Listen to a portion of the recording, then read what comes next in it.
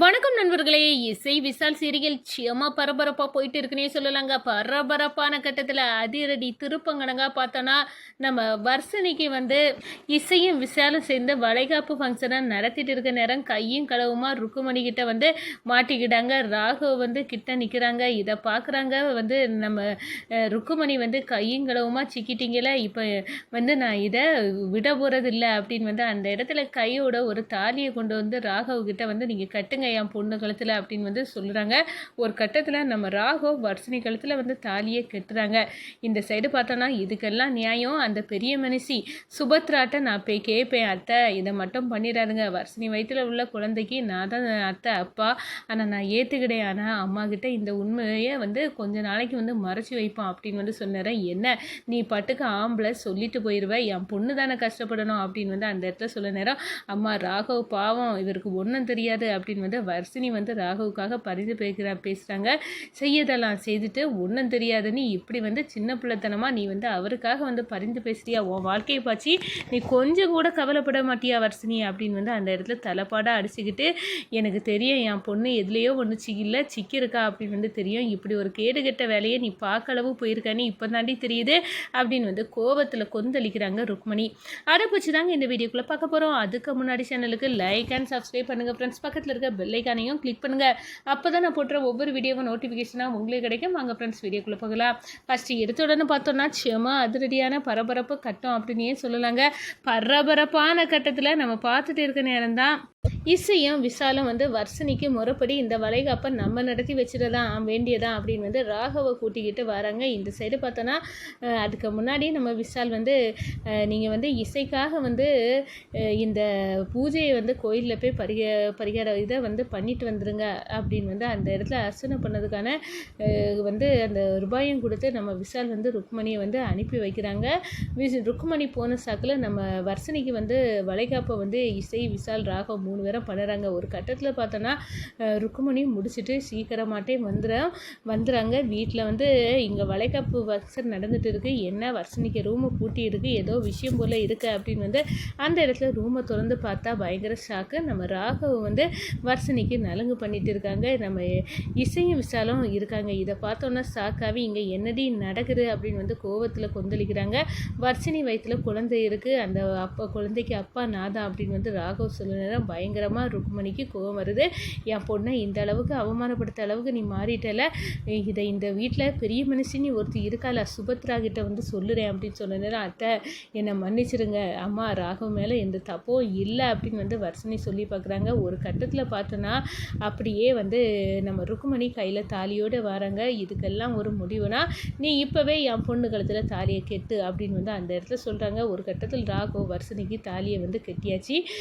வர்ஷினி வயிற்றில் இருக்க குழந்தைக்கு நான் தான் அப்பா அப்படின்னு சொல்ல நேரம், அதுக்காக தான் இவ என்கிட்ட வாந்தி எடுத்துக்கிட்டு எதுக்குன்னு சொன்னால் எனக்கு சின்ன ஃபுட்டு இன்ஃபெக்ஷன் அப்படி இப்படின்னு சொல்லி பொய் மாற்றி இருந்தாளா, இதுக்கெல்லாம் பின்னணியில் இந்த இசை இருந்து அவள் மட்டும் மகாராணியாட்டம் வாழ்கிறா, ஆனால் என் பொண்ணுக்கு மட்டும் இப்படி ஒரு வாழ்க்கையை ஏற்படுத்தி கொடுத்துருக்கா அப்படின்னு கோபத்தில் கொந்தளிச்சிக்கிட்டு நம்ம இசை இருக்காங்க.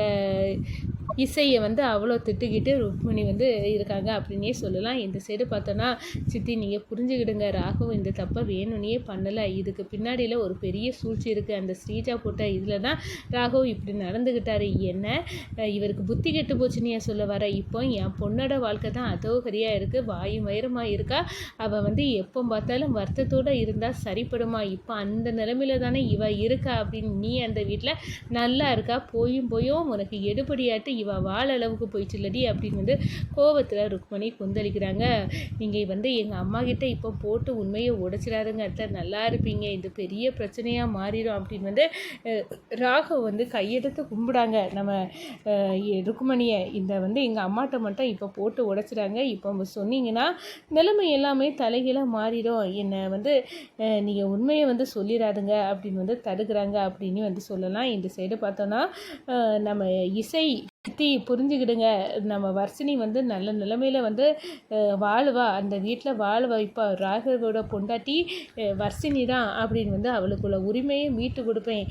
சித்தி நீங்கள் வந்து இந்த விஷயத்த கொஞ்சம் காலம் தாங்க, நாங்கள் வந்து பார்த்துக்கிடலாம் அப்படின்னு வந்து அந்த இடத்துல தடுத்து நிப்பாட்டுறாங்க அப்படின்னே வந்து சொல்லலாம். அதே கணம் பார்த்தோன்னா வீட்டில் ஒரு பெரிய போராட்டம் வந்து வெடிச்சு போச்சு.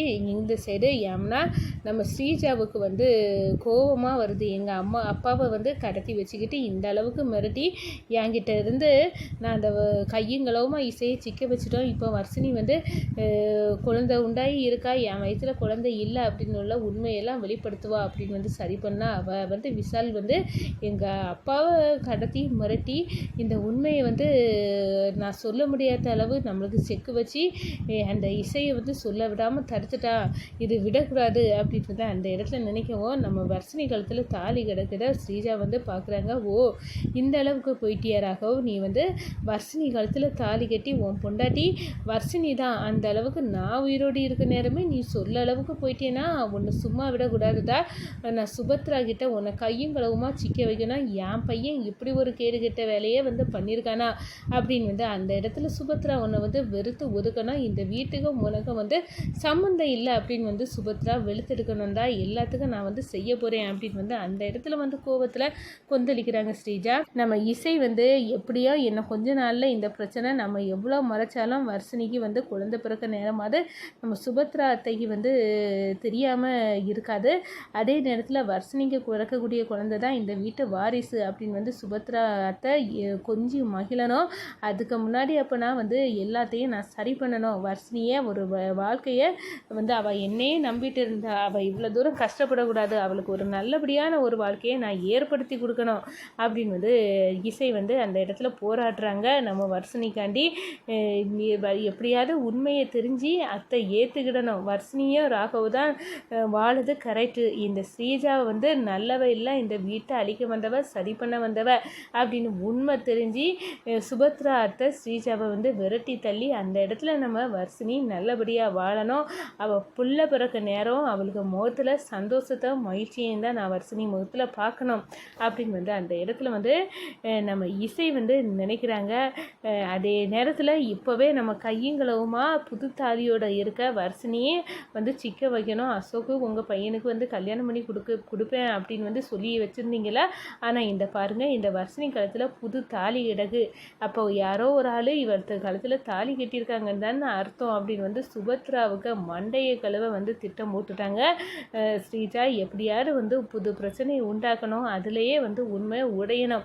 வர்ஷினிக்கும் அந்த ராகவுக்கும் இல்லை உறவை வந்து நம்ம வெளிப்படுத்தி அதை வந்து கண்டிப்பாக முறிச்சு விடணும். வர்ஷினிக்கு வாழ்க்கையை வந்து அதோகதியாக தொங்குது அப்படின்னு வந்து கோபத்தில் ருக்மணி இந்த சுபத்ரா குடும்பத்தையே வந்து வெறுத்து ஒதுக்கணும். அந்த அளவுக்கு ஏதாவது பண்ணணும், இல்லாட்டினா நம்ம அப்பாவை மட்டும் வந்து கடத்தி உண்மையை சொல்லக்கூடாதுன்னு சொன்ன அந்த விஷாலுக்கு வந்து சரியான பாடத்தை நான் புகட்டியே தீரணும் அப்படின்னு வந்து அந்த இடத்துல கொந்தளிக்கிறாங்க ஸ்ரீஜா.